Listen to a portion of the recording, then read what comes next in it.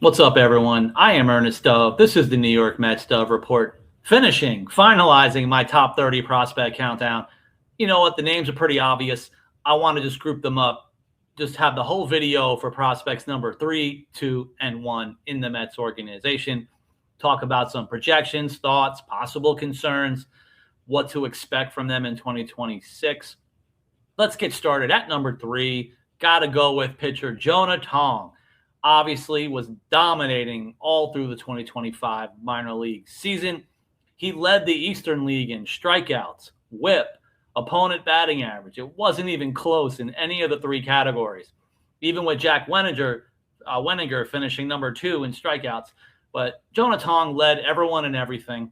Obviously, we know he made one start in AAA, then was rushed to the major leagues, where he had 2 really good outings, struggled in the other 3, had some command issues, plus seemed to be very reliant only throwing 2 pitches, fastball, changeup, which is pretty interesting because Jonah Tong, as a pro ball player, when he got into pro baseball, was more of a fastball, curveball guy, later learned a slider and a changeup, ends up the changeup being the best of the bunch. Now here we are in the offseason, already tweaking stuff from a guy who dominated AA, adding a cutter. It's going to be an interesting situation, changing grip, changing pitch, possibly also changing the look, the velocity changes, things to change up against a hitter.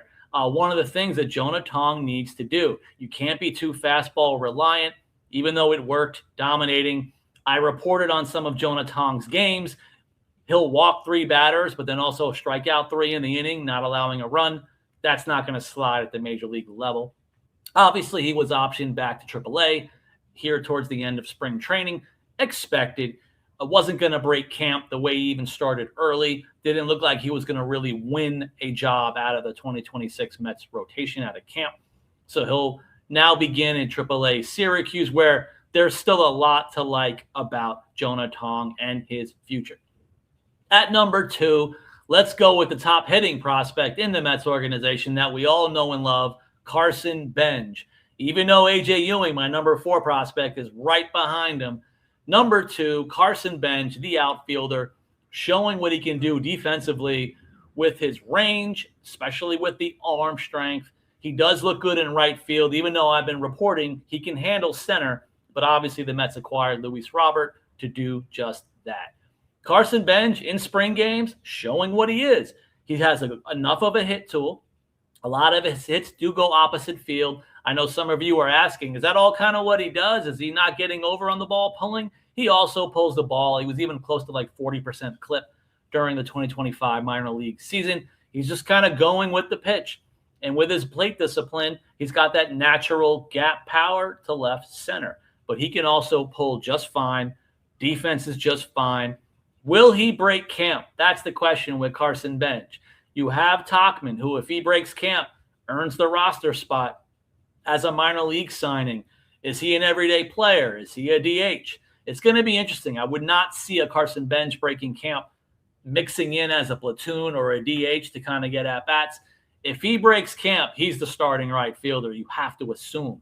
Now it's down to Tachman, Melendez, maybe outside shots. I would assume Christian Pache, who's hitting like 500, probably can't break camp no matter what he hits. Now, all of a sudden, the Mets have outfield depth, but you have to expect one way or another Carson Benj is going to be on the New York Mets in 2026. When he's called up, he's probably not leaving. That, of course, leaves still technically the number 1 prospect in the Mets organization until that rookie status kind of gets underway, the pitcher Nolan Mlan, who all know the sky's falling. He gave up 2 home runs and 3 runs total in an inning in the World Baseball Classic in March, in spring. It kind of sucks. Anyway, Nolan Mlan has the goods.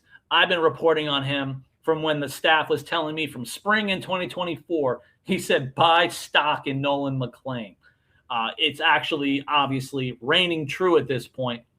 He throws 5 to 6 pitches, all with a lot of movement, and he's been throwing with pitch command. A little bit off in the World Baseball Classic. Overall, he has command of 5 to 6 pitches. The velocity can get to 95 plus. He's still just learning how to be a full-time starting pitcher, by the way. No need to remind everyone he was a college reliever who also hit. Now he's 100% starting pitcher, ready to eat the innings. We know about the vertigo situation. Even talking to him in the last week, he said the vertigo feels fine now, just kind of a blip in the screen. He lost about 5 pounds during that situation, already gained it back. It was probably just water weight that he lost, got back into training, gained it all back. He's now should be 100%. Hopefully gets back from the World Baseball Classic healthy and soon so he can break camp with the New York Mets as one of the top arms. Now, is everyone overreacting to a lot of things? Are you calling him DeGrom and an ace way too soon? Perhaps. But the good news is Nolan McLean is just getting started. Just be patient with some of the ups and downs that any young pitcher will have. That's my time. Thank you guys so much for following this top 30 list. I want to continue on now, more of my spring training camp reports live from Clover Park, as well as hopefully during the minor league season. Look out for me not only to maybe get into some spring game videos for the minor league side, but also during the regular season, I'll be looking to interview players throughout the year. Please keep an eye out on that. Keep an eye on the New York Mets Dove Report. Subscribe to the channel, please. I want to continue this all through the year with your guys' support and help.